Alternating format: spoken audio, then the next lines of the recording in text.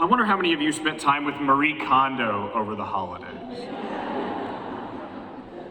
If you don't know who I'm talking about, Marie Kondo is an author and an organizing consultant, not for organizations, but for closets and homes, and a lifestyle guru whose book, The Life-Changing Magic of Tidying Up, has sold millions of copies and is in dozens of languages, and now she has a Netflix show that is part Queer Eye meets Hoarders meets Shintoism, all put into one delicious Oprah-like package.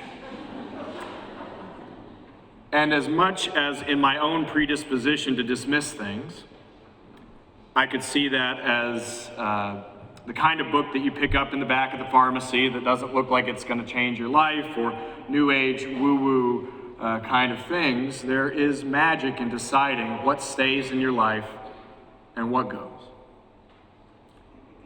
In her idea, she says that tidying up is not about a New Year's resolution or clean countertop so much as it is making space for meaning in your life.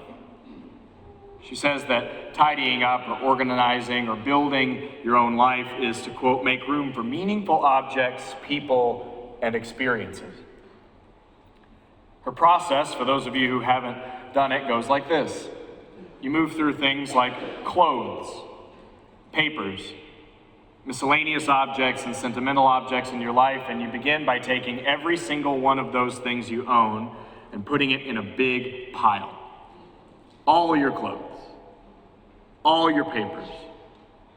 And one by one, you take the item in your hand, feel it, speak to it, and get a sense for whether or not it, quote, sparks joy. If it doesn't, you thank it for its service and discard it. If it does, you keep it and find a place of meaning and purpose in your home or your life. The phrase in English, spark joy, is not exactly the best translation for what is happening there. The actual Japanese word translates as has a pulse or beats like a heart. So the process is to tangibly hold in your hands the objects of your life and ask, does this beat like a heart and have a pulse? To ask whether or not life is in them, and if not, just to let go. Over the holidays, I spent a lot of time with Marie, holding in my hands clothes that had a smell of a place or a person, a memory, a time in my life that I desperately wanted to hold on to or was ready to let go of so fast. It was pretty easy to determine what had a heartbeat and what didn't. There was a lot of letting go. It's a little like what we're doing today. One of the most beloved services of the year for 80 to 90% of us who came from other religions, who often say that we're really not that into ritual and then pack the pews when we get a chance to burn something that we want to get rid of. There's a reason the Catholics do it. Tangible participation in God's possibility. That's what this is. Entering the play ourselves. Watching with our own hands and ink and pencil lead in a word, in your own language, something that needs to die so that you can live, go into the fire, and you watch it happen. Tangible participation in God's possibility. And that's what ritual is. Over the 10 years I've been here, I watched hundreds of people go down these banisters and put their words into the flame, and sometimes it is literally hard to let go. And if you wait too long, it burns you. And there is symbol in that. If you wait too long, it will burn you. I've watched people in grief, people who are in the midst of addiction and loss, people who feel great shame or just got laid off or left a marriage or don't know what to do next, put paper after paper into the fire, and I've often guessed what you were writing. We don't look, and even if it doesn't burn all the way today, we will burn it for you. Sometimes we need help. but it's an exercise that is a public act that all of us, every single person in this room has a part of ourselves or our lives that we feel does need to die so that something else can live. And there's something like holding that article of clothing in your hand about tangibly holding this paper, words that you wrote yourself and letting them go into the fire that is life-changing. In Marie Kondo's process, when you say goodbye to something that isn't providing joy or doesn't have a pulse, you say thank you to it first. And I would imagine that it's difficult for many of you to say thank you to some of the things that you are putting on that piece of paper. Maybe it's a name of someone who hurt you. Maybe it's a moment in your life that you feel absolutely no thanks for, and if you cannot say thank you to what you put into the flames today, that's just fine. Or if there's something that you will never give up, a scar perhaps, a thing that you did not want to happen to you but has made you exactly who you are and you will wear with pride, you don't have to do that either. My guess is everybody has something. In my life, even the moments that I would never have asked for, that I wouldn't have wished on anyone in my life, the unexpected moments of treachery or betrayal, even those with some distance had a teaching lesson in them. But it only worked if I was ready to hear it. Sometimes you will write something lovely on that piece of paper, the name of a good person or a good thing, and it's still time to let it or them go. In Buddhism, there's a parable about using a good and sturdy raft to get across a sea or a river.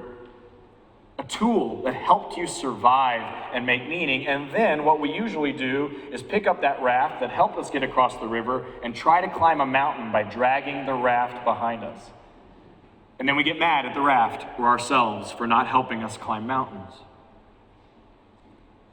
Maybe there was a time in your life where your anxiety or your fear, looking over your shoulder and wondering if things were going to be okay, did save your life, that vigilance. And maybe it's time to set it into the fire. Maybe a very small identity that you had crafted for yourself that made the world comfortable and happy helped you get the job you want, or the life you want, or the spouse you want, or the house you want, and it's no longer serving you well. Even good things get let go. The point today is to have a two-way conversation with what you're leaving behind. Because I know from experience that it is very easy to take a thing I don't like, or a person I don't like, or a thing I'm ashamed of, write it down, put it in the fire, and say, goodbye, thank you very much, I never want to see you again. And it's a lot harder to do that and say, what do you have to teach me? What am I missing?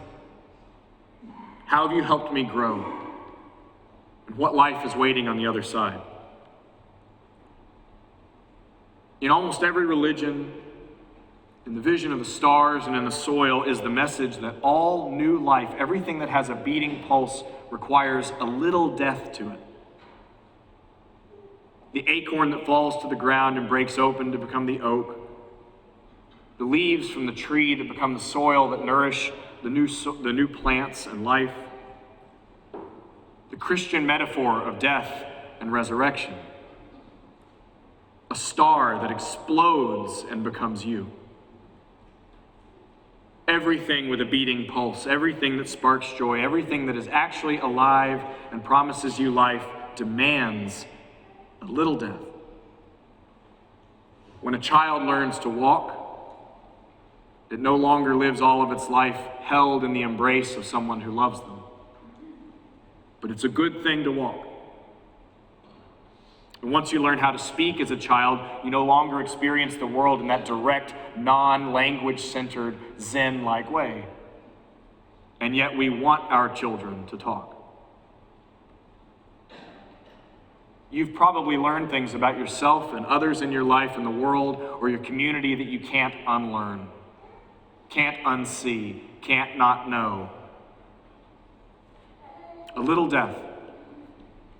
and a little life too. Today, I would encourage you to ask what you're putting into the fire, what it has to teach you. And if it doesn't have something to teach you, maybe hold on to it. Don't let it go yet. In this church, we're not about avoiding hell only, but about also finding heaven, right here and right now. And so what you let go of today is not just about letting go of a hell, but letting go of something that promises you a new life on the other side of the burning. It demands that you ask yourself, not only what do I want to get rid of, but what does a saving, healing, whole, and healthy life for me and the world look like, and how is letting this go making room for that? How is engaging in this little death making room for God's possibility? For the 10 years that I have been here, I have written the exact same word on the piece of paper that I have thrown into the fire. The exact same word. And every year, I think, this is the one. This time it is. This year it is. I have written the word fear on my piece of paper for 10 straight years. Because fear has been for me a constant companion in my life. For reasons that I will share with somebody else. Sometimes your business is your business. But what I will say is that I'm learning to thank it as I let it into the fire. I'm learning to thank it for pointing out important truths in my life. Some things are worthy of being afraid of, and some things aren't. My fear mostly looks like worrying that if I don't keep the plates spinning and running fast enough and getting good grades and speaking well and running around and making you feel good, you'll start to hate me.